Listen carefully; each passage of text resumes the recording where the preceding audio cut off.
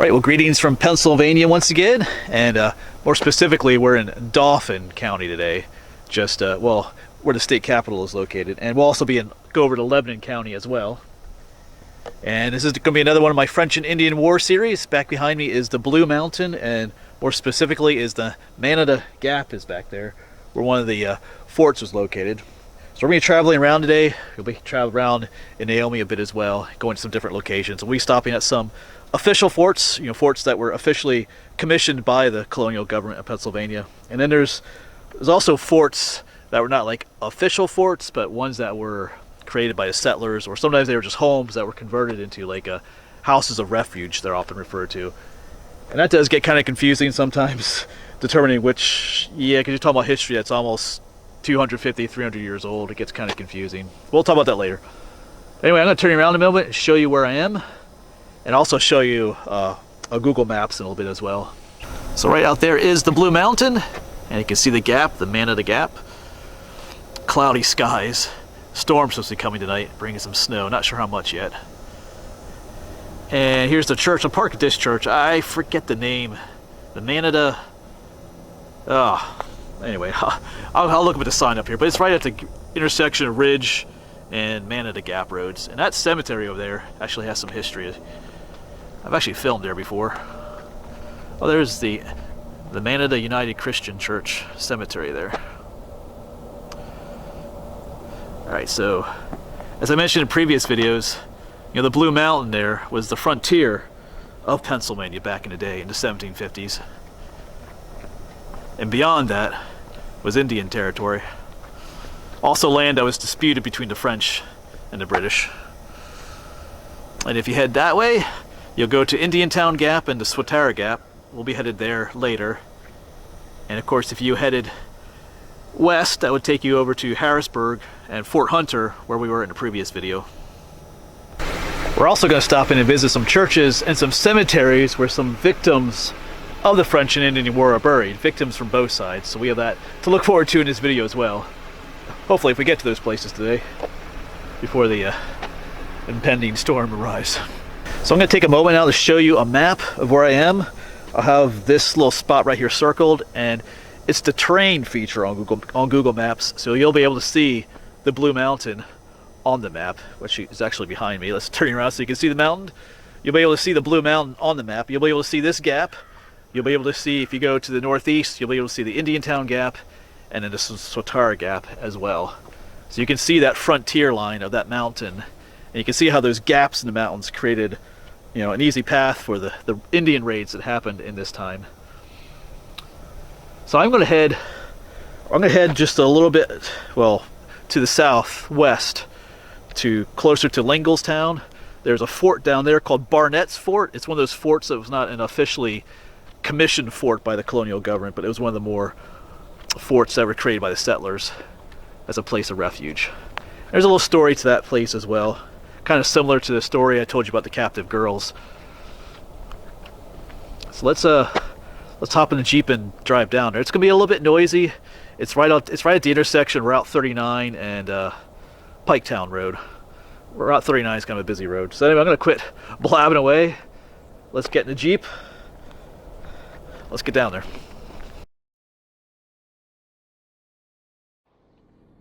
All right, so away we go. Like I said, we're heading to closer to Lingelstown, Pennsylvania. Down to where Route 39 and what's called Piketown Road meet.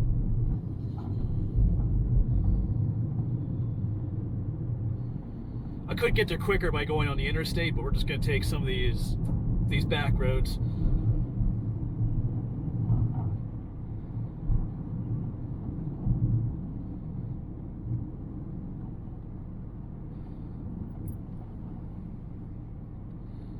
Actually, back there it's Furnace Road. There's actually some cool history up there. We might, I don't know, we'll see. If I have time today, we might go up there. There's an old iron furnace up that way.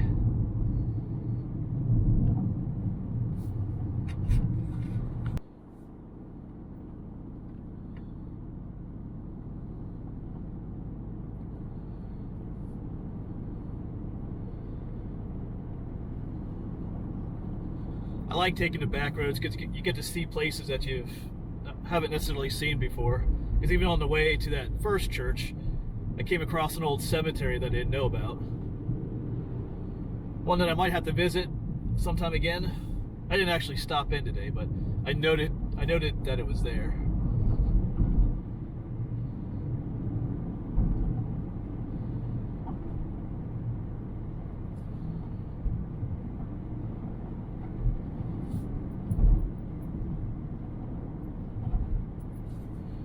Just beautiful countryside to drive through, though.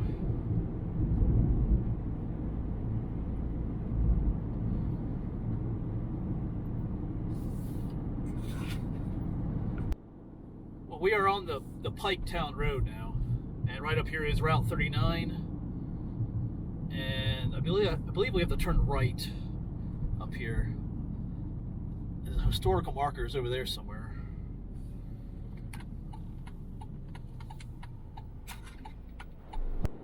Yeah, I see it off the right here. I just turned off a little bit while ago. So we can pull over right here. Check it out. Cool. Barnett's Fort. Yeah, so right here it is. Barnett's Fort, north at the head of Beaver Creek. Joseph Barnett's log house was a frontier refuge. Yeah, his son William was stolen by the Indians in 1756 and not recovered until 1763. And we'll talk about that in a moment because that's very similar to Regina Laniner's story. I told you, I made that video about the girls that were captive from the Penns Creek Massacre. So there's looking back behind me. Right there's the intersection of Route 39 and the Piketown Road. So somewhere, who knows, back in here somewhere. I mean, these historical signs are not always placed at the exact location, but somewhere, who knows where. There's probably not much left of the fort. Actually, I do have a picture I can show you, I think. Yeah, I do have a picture I can show you. I found one from the Historical Society in this area. So I think I'll pop that picture up right now. Obviously, the fort isn't standing anymore. I think that picture was taken in like 1901 or something like that. So anyway, I'm gonna head back in the Jeep and we're gonna head back to the first church we were at back at Manada Gap. I might talk just a little bit more about this story, get away from this traffic noise, and then we'll continue on. All right, we're getting back on the Piketown Road, and I'll see you back at the church.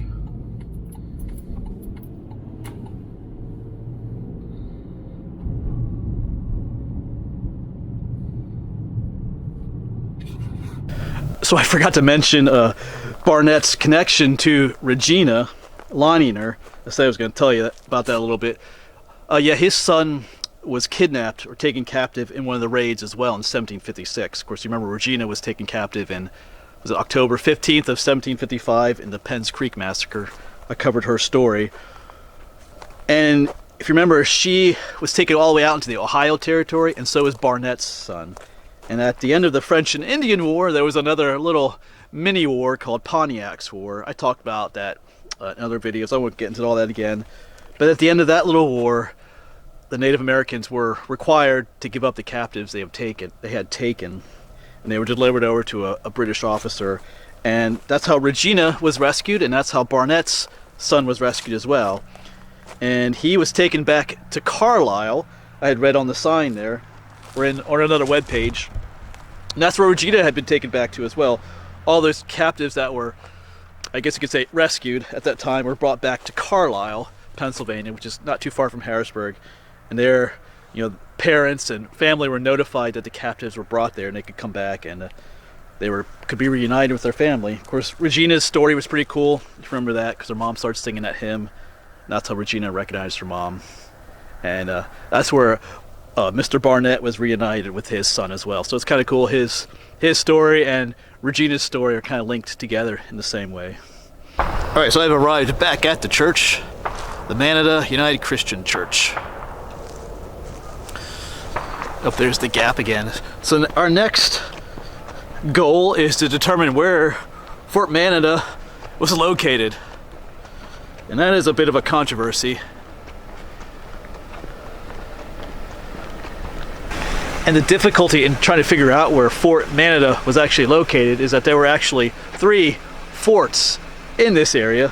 One was Robinson's Mill Fort, which is right up in the gap. So that was an old mill that was, you know, kind of converted into one of those houses of refuge. Another one would have been the actual Fort Manada, and there was another fort called Brown's Fort, which is probably just another house of refuge, like Robinson's Mill was.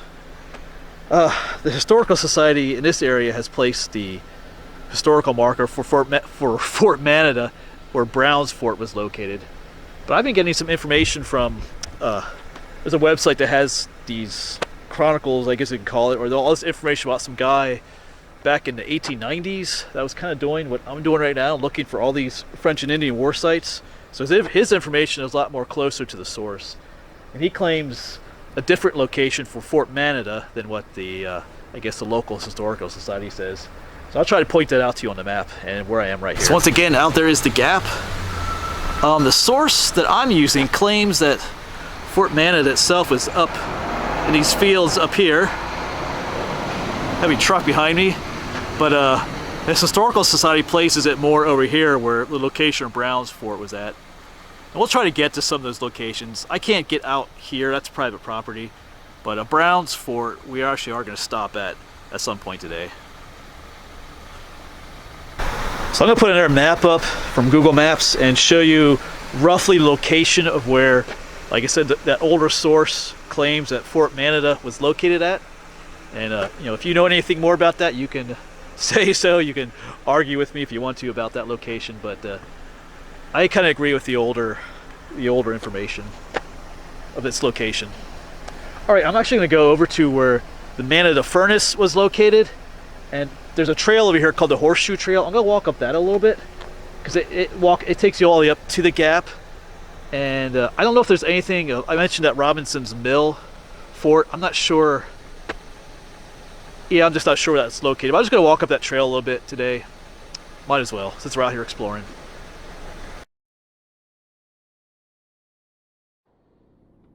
Yes, we had passed this location earlier today, but this is Furnace Road. I'm going to make my way down here. Let this truck pass me first.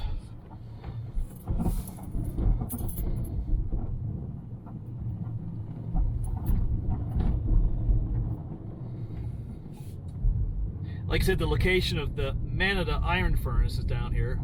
Of course, that's from a different time era, from the 1800s, rather than the 1750s.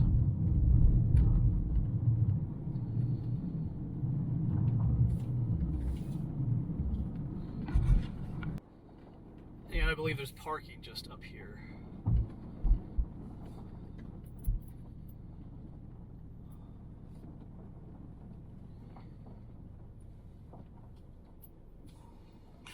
All right, so here we are parked along Furnace Road, kind of this old dirt road, and up there is the old Iron Master's house. Let me zoom in on that. Iron Master for Manada Iron Furnace. And right here is the Horseshoe Trail. Got these yellow blazes on the trees. And the old iron furnace is up here. The iron furnace has nothing to do with French and Indian War history. But I do want to walk up this trail, because this trail takes us up to the gap. And I'm just kind of curious to see if there's any foundations up there for an old mill or something. I really don't know, but you never know if you don't go ahead and look for it. Right over here is the old iron furnace. I made a video of this some years ago. We'll just quick take a look at it. I'm not going to do much filming here though. You can kind of see the remains of it. There's the old little arch in there. It should really be yeah, it's one of those sites that needs to be cleaned up. Made nice again. There's some even stuff back behind it. There's some cool history here. All right.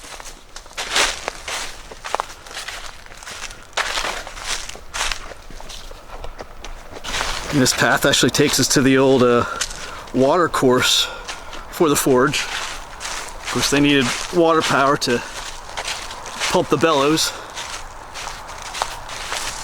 And that's what this was. There's probably a dam up in the gap. that funneled water along this. I've actually hiked along here before. I think they rerouted the horseshoe trail along this section. The trail's actually up here. Yeah, so that location of Fort Manada would actually be out. If you could walk through the woods, cross the creek, and get to a field out there, that's where I believe it's located. I would agree with that older source. I forget the guy's name, but it's an interesting story. Well, it's not really a story. He just kind of, it's just filled with history. He just talks about how, you know, he's just like doing things on horseback. Like today we're doing it, I'm doing it by car, by Jeep. He was doing this on horseback, like some 125 years ago.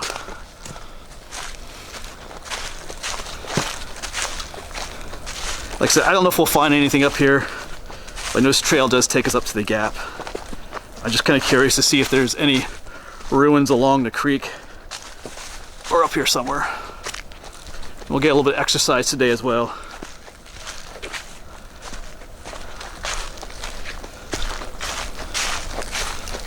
And when I mentioned looking for ruins, I think I mentioned I am looking for anything related to what might have been the Robinson's Mill site. I just couldn't come across any other information online about where it was located, except that it was located up in the gap, the mountains there.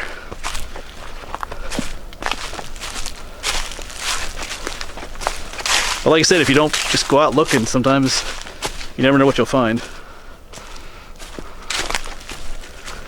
After this, we are going to drive to the location of Brown's Fort. There's another historical sign along the road. But they, like I said, they claimed that Brown's Fort was Fort Manada.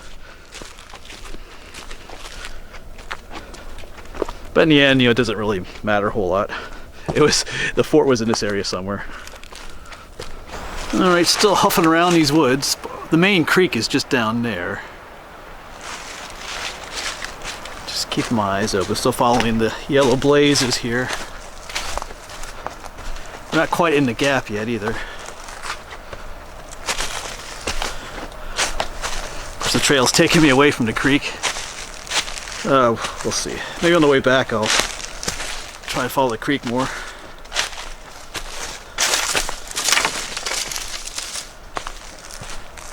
But even after we get to Brown's Fort, we have more places to stop at. I'm going to stop at a location of Fort Swatara by the Swatara Gap.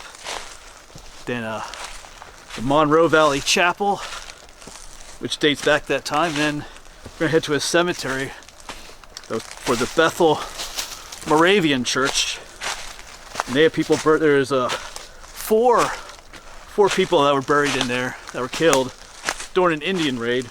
And then there's several Indians buried in there as well, I believe. All right. Yeah, you can see the mountain, profile of the mountain right up there. Yeah, the trail's taking us up to the road. All right, not quite what I wanted.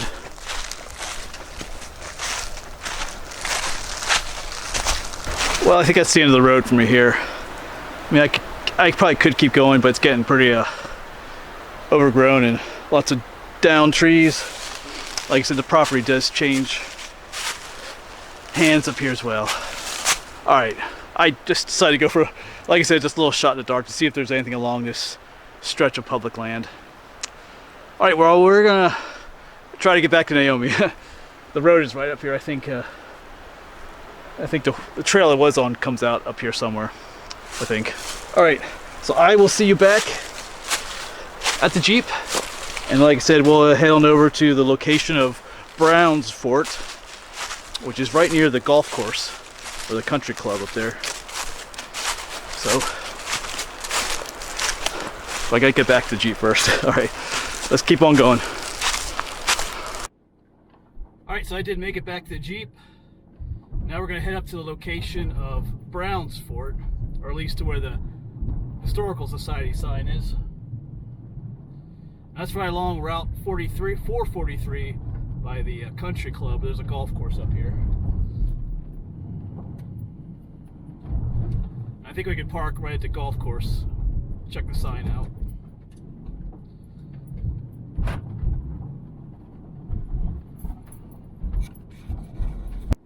And here we're going to turn onto 443. Of course, the gap is just in front of us.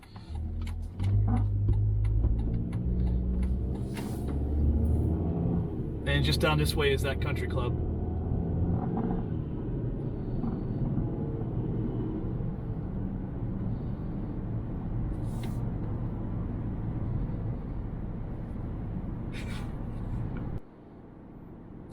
Okay, right up here is the golf course. I do see the historical sign for it right up ahead of us there, so we'll pull in here quick.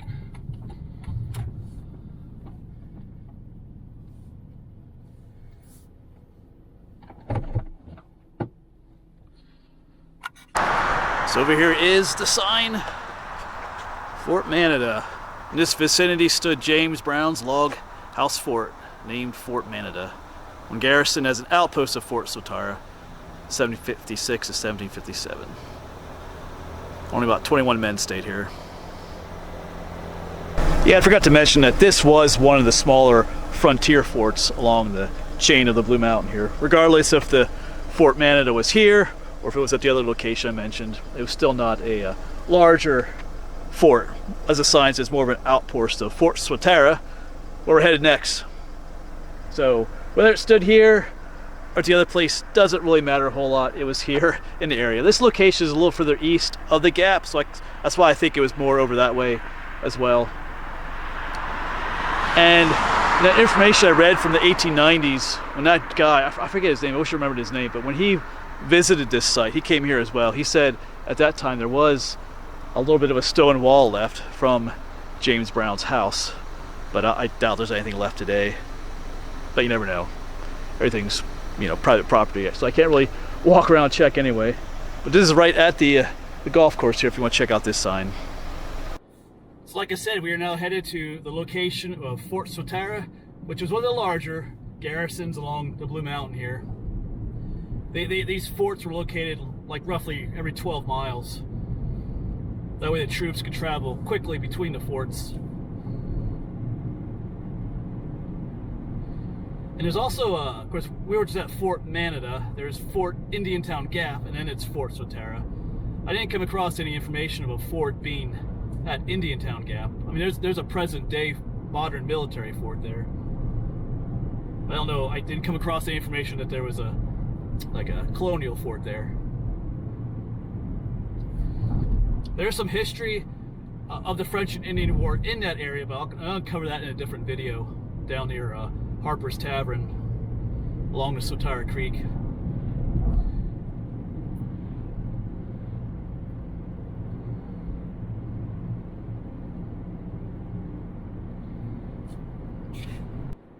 We are actually now driving through the modern military fort that's here, Fort Indiantown Gap.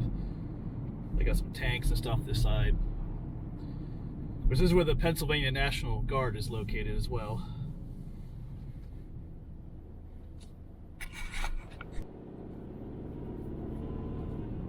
They got some helicopters off this side there. And up ahead there's a big, not sure what plane that is.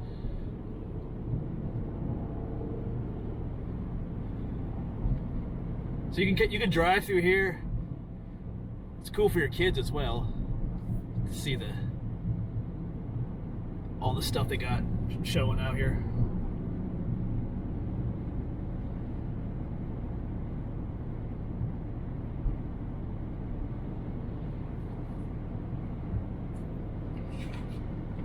All right, we're gonna be turning up north, Route 72 here. We're in Lickdale right now.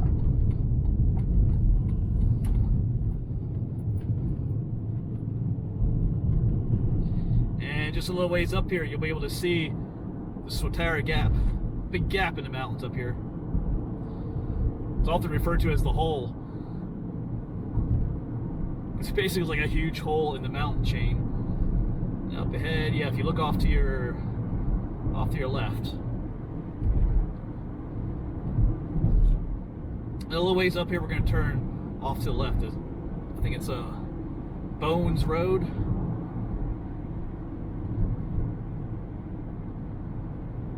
That's Wolf Lane. Don't want that one.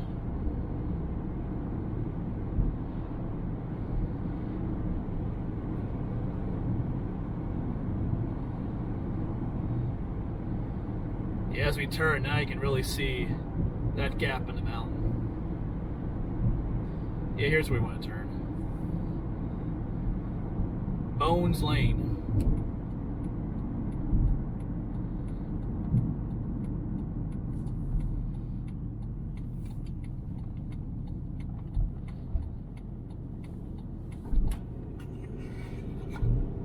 And as soon as you cross the interstate, you get to Fort Swatara Road.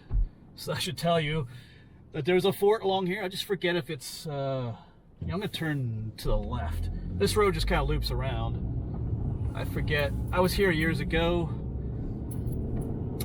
this location, but I forget if it was this way or the other way. But it don't really matter. We'll get to it one way or another. I'm starting to think it was the other way.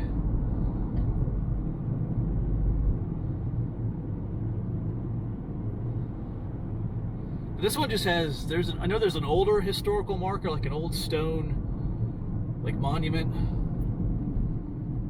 and maybe a more modern one.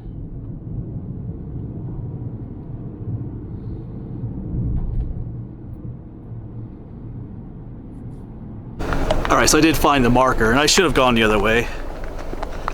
Right up there is the gap, Swatara Gap.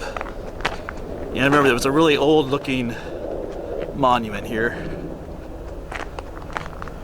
Fort Swatara of the French and Indian War, erected in the fall of 1755, stood 500 feet south of this spot, so down that old road somewhere. Commanded by Captain Frederick Smith of Chester County, which you can read the rest of that. Finally abandoned in 1758. Cool, so down that way. It's a private lane, so I'm not going to go down there, but wow. Probably just down in there somewhere. Who knows? Alright, so cool, we found it. Yes, I knew it was along this road somewhere, but I kind of forgot exactly where it was. Alright, we're going to head to another location, the Monroe Valley Chapel. I kind of want to check that out again. I gotta get off the road here. I'm kind of blocking everybody. So I just want to give you one last view of the Swatara Gap. You can see just how prominent these features are. Because there are several highways that go through that gap right there. There's a river that flows through there. Some major transportation routes. You know, the settlers back then, used those gaps to get to territory beyond. Of course, the Native Americans also used those gaps then to attack the settlers in these areas. Just made it real easy to come right through those gaps instead of, huffing it over the mountains. So that's the Swatara Gap. Down that way you can just make out the Indian Town Gap, and then further on down more would have been Manada Gap where we were earlier. And as I was trying to say before earlier, I was kind of I'm getting in everybody's way. I'm parking along the road here. I want to get to what's called the Monroe Valley Chapel next, and that chapel was built right around 1760 during the time of the French and Indian War. So I want to stop in there. I did make a video there years ago, but I just want to stop in again, see if there's any graves from that time period. Because I know the other place we're going to stop at, the last one, the Bethel Moravian Cemetery, there are a number of people that are buried that were victims of one of the Indian raids that came through the Swatara Gap back there. So it kind of ties the history all together. I think they say there are several Indians buried there as well. But let's get back in the Jeep and get over to the Monroe Valley Chapel.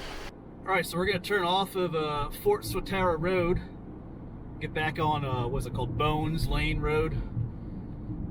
Takes us back over the interstate. Interstate 81. And we're just going to cross right over Route 72. Because I just mentioned how there's two highways that go through the gap. Well, it's Interstate 81 and Route 72, both travel right through the gap. But we're going to just go straight across 72. And the road over here is called Monroe Valley Road.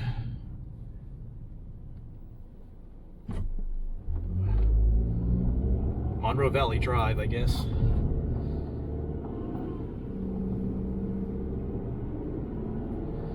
And this will take us to the chapel. It might have been like 2 years ago that I filmed that chapel. It has a cool little story to it.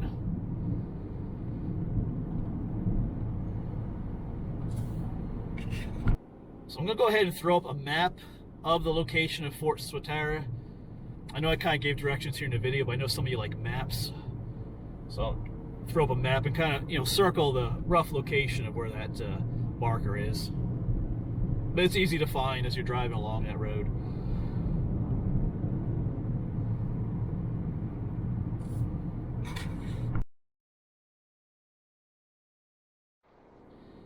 And you can kind of see why they call it Monroe Valley. You got the Blue Mountain on one side, and over here is what they call the Little Blue Mountain. And I believe I see the chapel up ahead here. Yeah, it's right there on the left.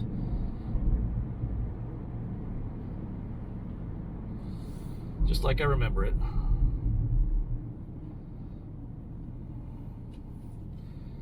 Monroe Valley Chapel.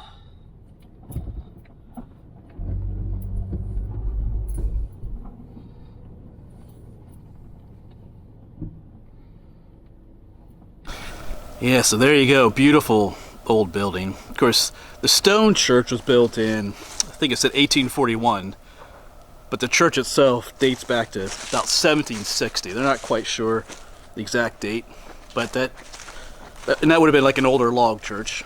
That brings us back to the time of the French and Indian War.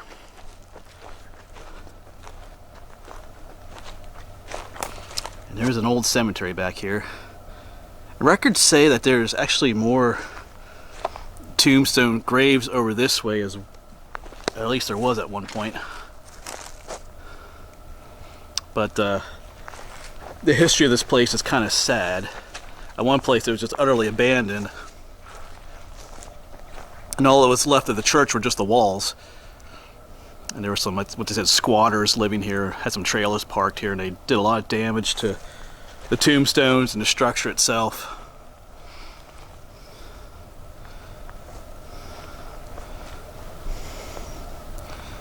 But this one has a cool story though. Back in early 90s, some local high school students and staff, I think from Northern Lebanon High School, decided to take this church up as a project, and they restored it. And I remember what this place looked like. My friend John used to live up through the Swatara Gap in Greenpoint when we were back in high school, and I often drove past this location on my way to his house, and this whole area is just overgrown. There's just some stone walls.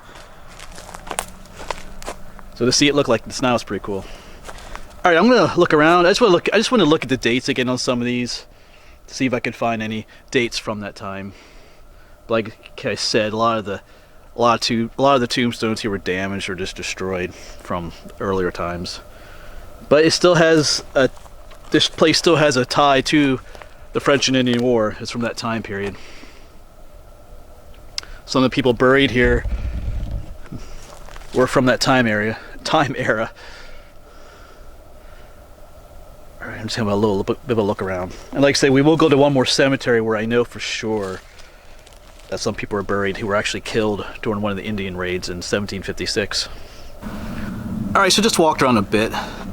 The tombstones I do have writing on are not old enough to be from that time period, but as you can see, there are these older ones that just have, it's just a rock in the ground. A lot of times those are the older graves from the 1700s. And right up through the trees you can see the Swatara Gap. So this church is right next to that area where those Indian raids occurred. Of course, the Indians would, on the raids, they'd pour through that gap, and raid the settlers that lived out here. As I look at the church. And once again, that's why these forts were placed at these gaps. There's the gap, and Fort Swatara was just over that way somewhere. Of course, the next fort over, all the way down, we can't see. Next one is called Fort Henry, but we're covering that in another video. All right, let's head back into the Jeep Down there's Naomi, and we're gonna head to, like I said, the Bethel Moravian Cemetery. And I'll throw a map up of this location as well if you want to check out this chapel. They do have services here at times. So if you just type in, Monroe Valley Chapel, you can, I think they have a Facebook page and everything. The last time I was here, I did take you inside that building. It's pretty neat in there. Nice, beautiful stone church.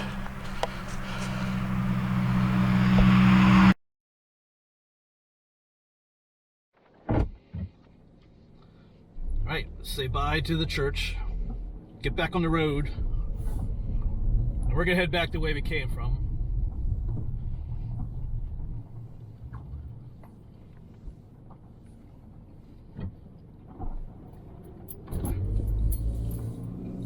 Of course, you can see the gap up there in the distance again. A nice house there too.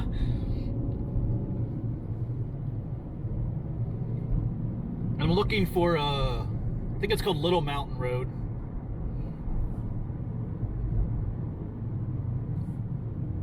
The cemetery itself is on what's called Cemetery Road, fittingly enough. And I had visited there once before. I didn't film there, which we'll talk about later.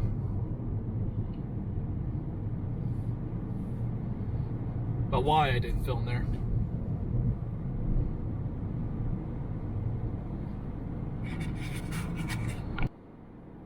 Alright, I think the road we want is down off to the left here.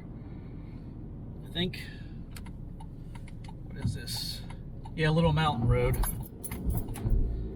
And then we need to look for Cemetery Road, which I think is also, oh boy, I forget which way it goes. But we'll find it. I think it goes off to our left. What is this? Oh yeah, here it is. Cemetery Road, off to the left.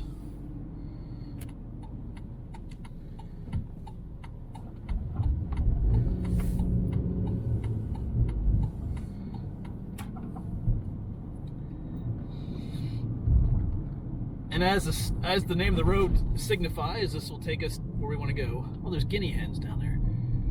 Side of the road. All right.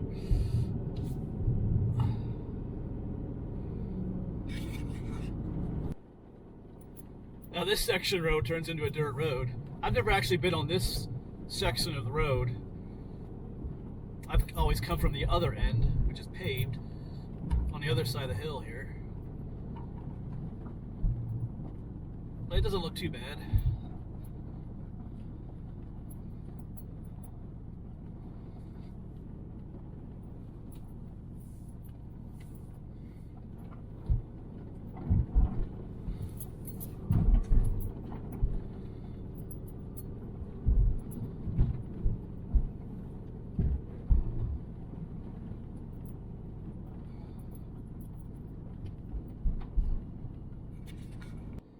And then on the other side it's paved again.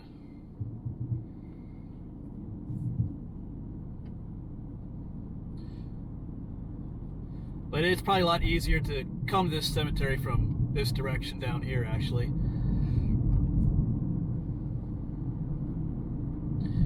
And I think the cemetery is right down here. I see a flag down there. Yeah, down here is the junction of Cemetery Road and Mountain Drive. Off to our left here is the cemetery. So we'll just pull over into the grass here.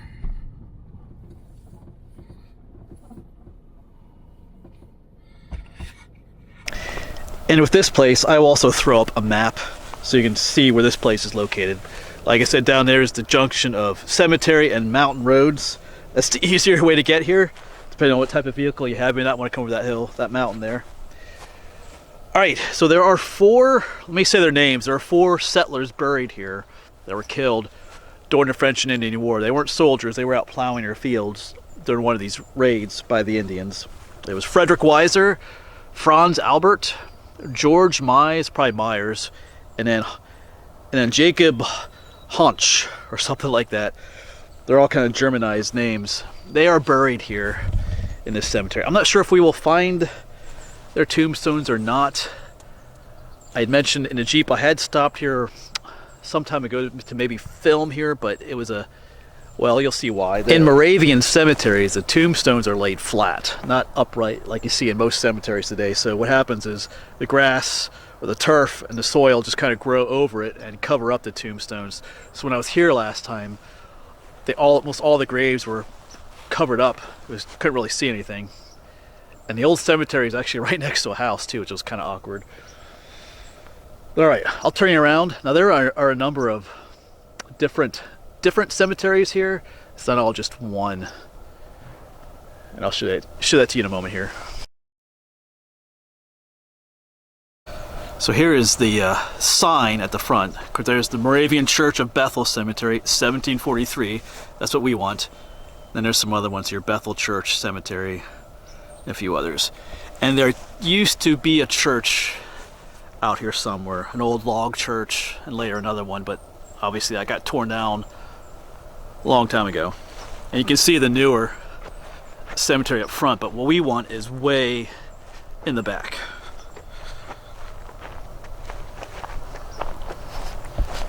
And legend says that there are several Indians buried here as well.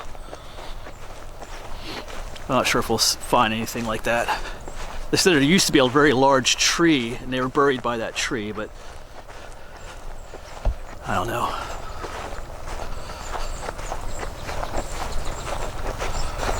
Yeah, still making our way back here. And then, because here's the one probably from the 1800s, and then the cemetery curves around this way. There's a whole other section back here. And this is where the Moravians are buried. See all the flags. Looks like some Revolutionary War veterans are back here as well.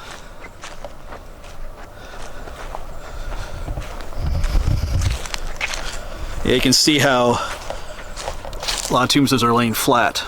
They're just covered. Well, that one's not completely, but here, there's another one. There's another one. There's whole rows of them. Some are slightly visible. And here's one under the leaves. A lot of them are almost completely illegible because they're written in German.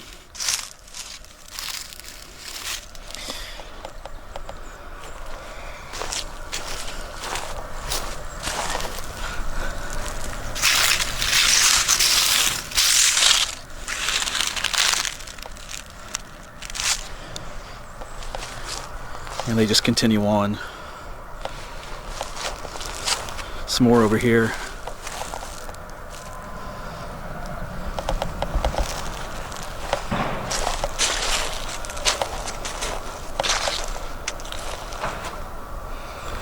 It's just a whole row of Revolutionary War soldiers. I love old history, but this is just not quite old enough for this video. I'm not sure if the graves are marked, because when we visited the Hebron Moravian Church down in Lebanon, they had French and Indian War markers for some people in that cemetery who were killed.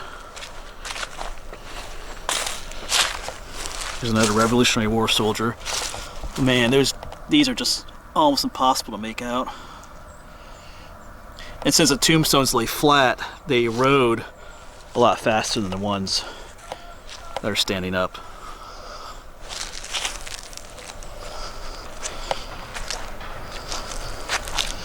Yeah, I mean, this whole field is filled with those flat tombstones. Right, like there's another one barely sticking out. This really ought to be cleaned up and restored.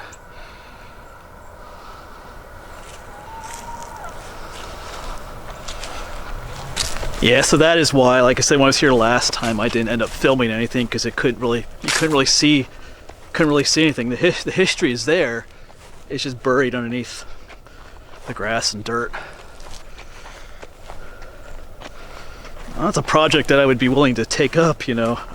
don't know who I'd have to talk to about that, just to come out here and just to simply uncover them. But maybe they don't want that, because if they're uncovered, then they're exposed to the weather again and they would erode faster, so they might not want that. But I don't know. I feel like, yeah, I don't know. It'd be nice to know where the graves are of those 4 men. But they're buried back there, victims of the French and Indian War, during one of the Indian raids in 1756. I think June of 1756. And I'm not sure about the Indians buried here. That's just legend. Sometimes the legends are true and sometimes they're not. All right. But the cemetery is here if you want to come visit it. All right, that's probably it for this video then. I think I've stopped at enough places for today. Like I said, there is more. I'm actually in Lebanon County now. There is more here to film in this area, but I'm gonna save that for another video.